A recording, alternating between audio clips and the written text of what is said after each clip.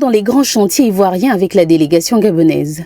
Ce jour, le chef de l'État s'est tout d'abord rendu sur le site destiné à accueillir la future résidence de l'ambassadeur du Gabon en République de Côte d'Ivoire, ainsi que les logements de certains diplomates gabonais.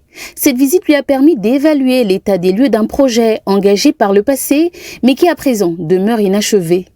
Soucieux de doter la représentation diplomatique gabonaise d'infrastructures modernes et adaptées à ses missions, le chef de l'État a instruit la réhabilitation complète de l'ouvrage afin d'offrir à la diplomatie gabonaise un cadre à la hauteur de ses ambitions. Cap ensuite à l'usine Chiba, spécialisée dans la fabrication de sacs en papier craft, d'emballages et de contenants divers pour le marché local et régional. L'entreprise s'étend sur 8 hectares pour une capacité de production annuelle de 160 millions de sacs. Un chiffre que le groupe ambitionne de porter à 200 millions d'ici 2027. Un projet entièrement financé par des capitaux ivoiriens à part égale entre le groupe Chiba et les banques locales pour un investissement total de 42 milliards de francs CFA.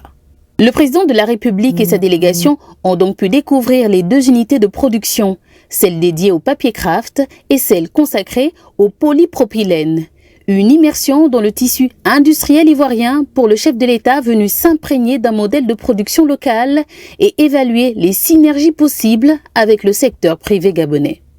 La délégation s'est ensuite rendue à la Tour F. L'édifice de 75 étages s'annonce comme le plus haut d'Afrique subsaharienne.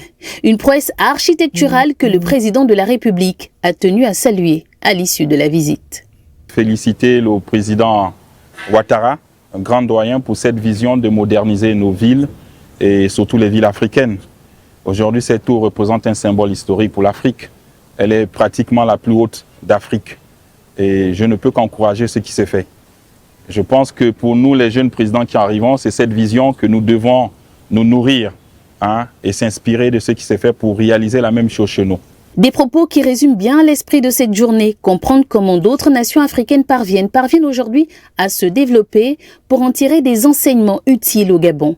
La délégation a pris la direction du 4e pont d'Abidjan, d'ouvrage d'envergure reliant 4 communes de la capitale économique.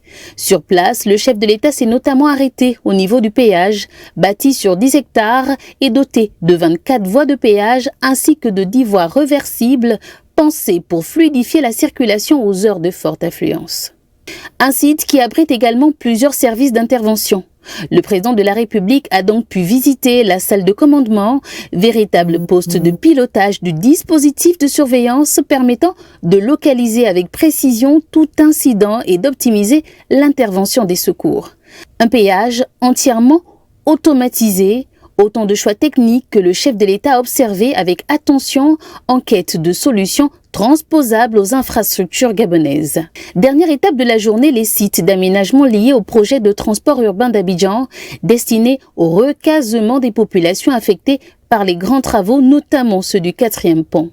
Le chef de l'État y a été chaleureusement accueilli avant de découvrir un programme qui prévoit la construction de logements, d'espaces verts et d'équipements collectifs dans une démarche d'amélioration des conditions de vie des populations concernées.